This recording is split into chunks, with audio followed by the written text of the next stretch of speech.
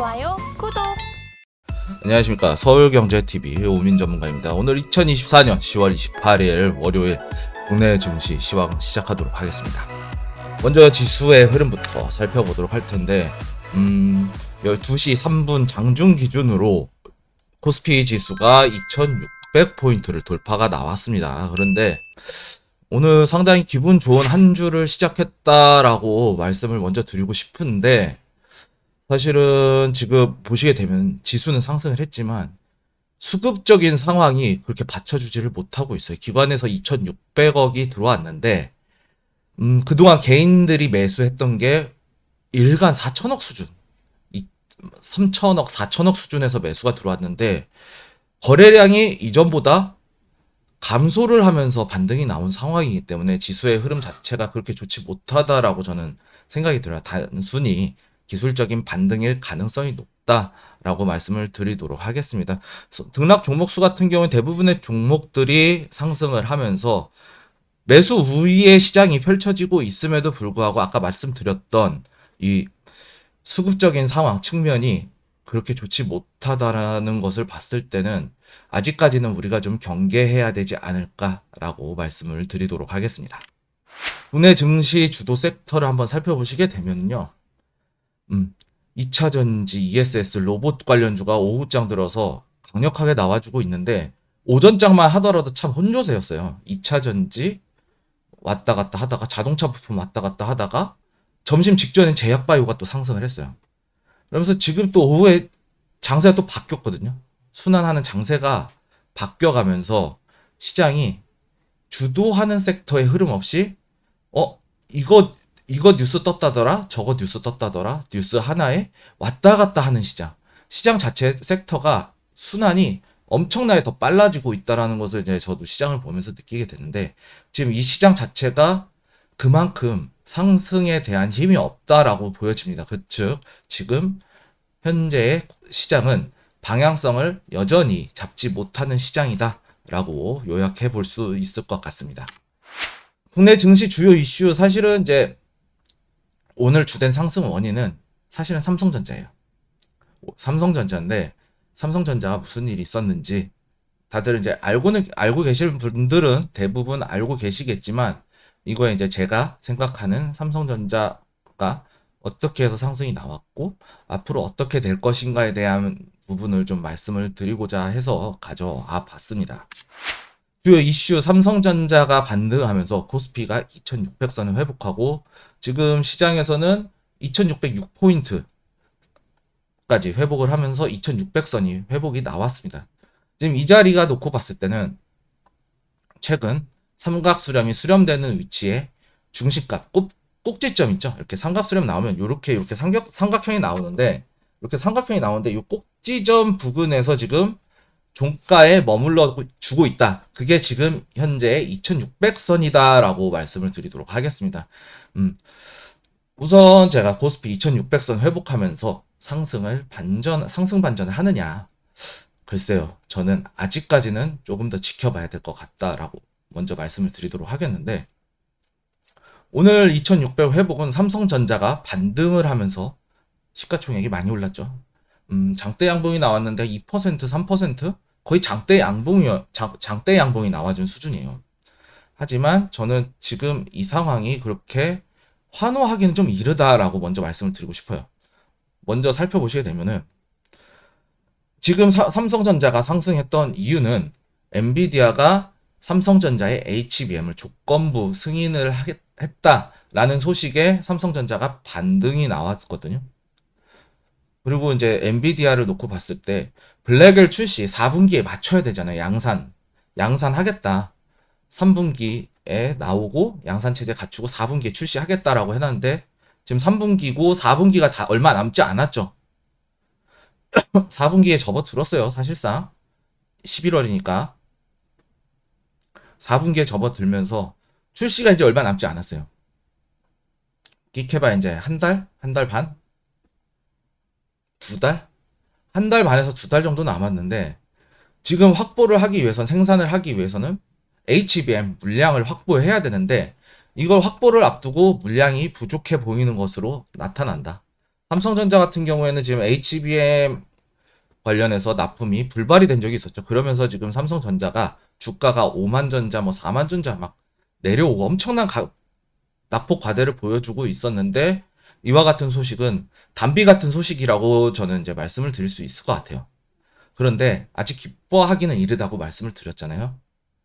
시장의 불확실성은 여전히 남아있는 부분입니다. 먼저 수급 주체부터 한번 살펴보도록 하면요. 한 달간 개인 순 매수세가 5조 2천억 원이 나왔어요. 그런데 외인과 기관이 그만큼 팔아헤치면서 5조 2천억 원어치가 딱 맞춰졌거든요. 수급과 공급이니까 수급 상황을 보게 되면 오늘 물론 오늘 외인과 기관에서 매수가 어느 정도 유입이 되긴 했으나 대부분의 매수세는 개인에서 나왔다. 그렇기 때문에 거기에다가 지수 전체의 거래량 자체가 아까 이전보다 적었다고 말씀을 드렸잖아요. 확실하게 넘어가지 않은 상황에서 반등이 나오고 있는 상황에서 거래량이 줄었다라는 것은, 거래 대금이 줄었다라는 것은 시장의 매수세가, 그만한 매수세가 유입이 되지 못했다는 얘기가 되겠죠. 그렇기 때문에 삼성전자 수급적인 측면 조금 더 지켜봐야 될 것 같다라고 말씀을 드릴 수 있겠고요. 두 번째 이유는 조건부 공급이에요. 블랙엘 출시가 올해 4분기로 예정되어 있다라고 아까 말씀을 드렸었죠. 4분기 매출이 나오게 되는데 공급 자체가 확실한 공급이 아니고 공급망을 확보한 게 아니라 조건부라는 거예요. SK 하이닉스의 HBM 사용을 하고 그 위에 그러고 나서 모자란 부분에 있어서 삼성전자 HBM이 대체해서 리플레이스 하면서 들어간다는 거거든요. 그렇다라는 것은 일시적으로 삼성전자 HBM 판매가 늘어날 수는 있겠죠. 하지만 장기적으로 보기에는 어려운 재료다. 어려운 뉴스이다라고 먼저 말씀을 드리고 싶고요. 그리고 추후에 지금 현재 차트적인 위치도 그렇고요.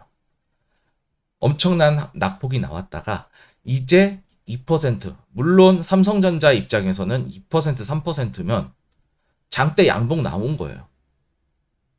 7%, 8% 장대 양봉 나왔다고 생각을 할 수는 있겠지만 여전히 시장은 삼성전자 낙폭이 많이 나왔고 시장의 심리가 한번 무너진 상황에서 반등 나와서 지금 2%, 3%짜리 양봉 가지고 양봉 하나로 매수세를 다시 되돌리기에는 힘이 모자라다는 거예요.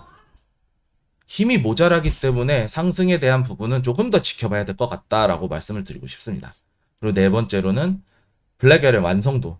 지금 블랙엘 칩에 좀 왈가왈부 말이 많죠. 그리고 TSMC 같은 경우에도 뭐 분열이 있다고 해요. 약간 대립이 있다라는 얘기도 있고 반도체 상황 업황 자체가 대립적인 요소 때문에 충분히 물량이 확보가 안 될 수 있거든요. 그리고 기술적인 부분도 완성도도 떨어질 수 있다는 얘기예요. 물론 엔비디아가 그런 실수를 하진 않겠지만 급하게 지금 찍어내고 있는 거잖아요. 블랙엘과 관련해서. 그렇기 때문에 이 블랙엘 칩이 완성도가 얼마나 나올지, 그리고 기존 성능 엄청나게 과대 광고를 해놨어요. 과대 광고일지 진짜 광고일지는 성능일지는 알 수는 없겠죠. 지금 현 상황에서. 그런데 기대해도 좋다. 기대감을 엄청나게 심어놨다는 얘기예요. 기대가 크면, 기대가 컸는데 그만한 예상이 나오지 못하면 시장에서는 소외받을 수밖에 없어요. 지금 삼성전자 같은 케이스도 마찬가지겠죠. 삼성전자 매출 좋아질 것이다. 반도체 업황 살아났다. 그러면서 삼성전자 반도체 상승이 많이 나왔었죠. 그런데 막상 뚜껑 열어보니 예상 실적이 미치진 못했다. 다만 전년 동기 대비해서 실적은 늘어난 건 맞지만 시장에서 예상치에 부합하지 못했기 때문에 주가가 빠진 거거든요. 엔비디아도 충분히 그럴 수 있는 가능성이 열려 있어요. 엔비디아도 충분히 그동안 많이 올라왔기 때문이죠.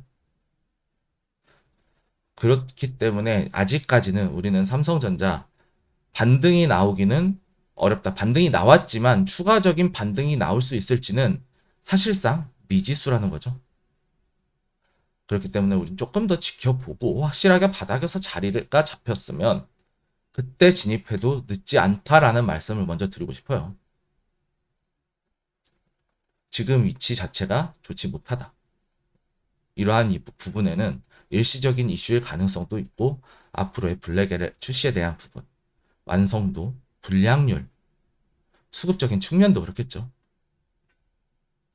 이 부분을 조금 더 지켜보면서 차분하게 대응을 주었으면 좋겠다라고 말씀을 드리고 싶어요. 지금 시장 자체는 일단 반등이 나온 상황이니까 여기서 지지 여부만 확인하고 우리는 그동안 제가 말씀드렸던 대로 현금에 대한 보유를 계속해서 말씀을 드리면서 현금을 충분히 보유했을 것이다 라고 생각이 드는데 이 현금을 이제는 조금 슬슬 꺼내서 우리가 투자할 때가 얼마 남지 않았다라는 부분을 다시 한번 강조드리면서 오늘 이슈 마치도록 하겠습니다. 다음 이어서 주요 일정을 살펴보시게 되면은 오늘 일정 사실은 별로 없습니다. 새벽 자정 좀 지나서 미국채 입찰밖에는 없어요. 지금 연준도 들어가 있는 상황이고 금리 결정을 앞두고 연준이 일주일 동안 블랙아웃 기간 들어가 있어요. 나오지가 않아요. 그렇기 때문에 시장의 변동성 상당히 줄어들 수 있고 금리 동결을 했을 때에는 증시가 어떻게 움직일지 물론 그동안 금리 인하에 대한 부분으로 상승이 많이 나왔기 때문에 금리 동결을 했을 때는 저는 빠질 것이다 라고 예상이 되긴 하지만 추가적으로 우리가 조금 더 지켜봐야 될 부분들이 아직 있어요. 그렇기 때문에 조금 더 지켜보고 우리가 확실한 흐름 나왔을 때 베팅할 수 있는 그런 좀 느긋함을 가졌으면 좋겠다라고 말씀을 드리고 싶습니다. 여전히 계속해서 말씀드리는 것도 시황 전략도 일희일비 하지 않으셔야 한다라고 적어놨는데 같은 거예요. 오늘 기분 좋은 반등이 나오면서 한 주의 시작이 나오긴 했으나 주도하는 테마가 없어요. 순환매만 빨라지고 있을 뿐이지.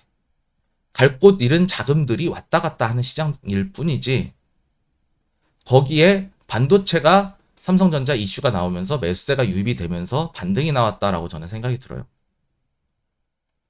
그렇기 때문에 우리는 조금 더 일희일비하지 않고 반등 나왔다 라면서 일희일비하지 않고 조금 더 지켜보면서 이기는 편 우리 편 이기는 편에 붙어야 된다고 저는 생각을 해요. 상승 하락 우리가 현금 보유한 시점에서 저는 의미가 없다라고 먼저 말씀을 드릴 수 있겠고 상승과 하락이 싸우고 있는 시장 이 전쟁터에서 우리는 좀 한 발짝 뒤로 빠져서 지켜보는 그런 관점을 제가 계속해서 말씀을 드렸잖아요. 이제는 이기는 편 우리 편 상승이냐 하락이냐 우리는 이 부분을 놓고 이기는 쪽에 베팅을 들어갈 때가 이제 얼마 남지 않았다라고 말씀을 드릴 수 있겠습니다. 그렇기 때문에 흘러가는 대로 시장이 흘러가는 대로 시장을 역행해서 거스르려고 하지 말고 얼마 남지 않았으니까 조금만 더 지켜보고 신중하게 투자를 진행했으면 좋겠다라고 말씀드리면서 오늘 시황 마치도록 하겠습니다.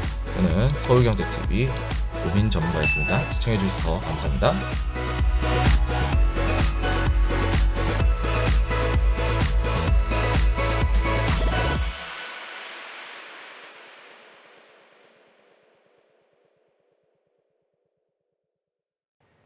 지금 바로 구독을 눌러보세요.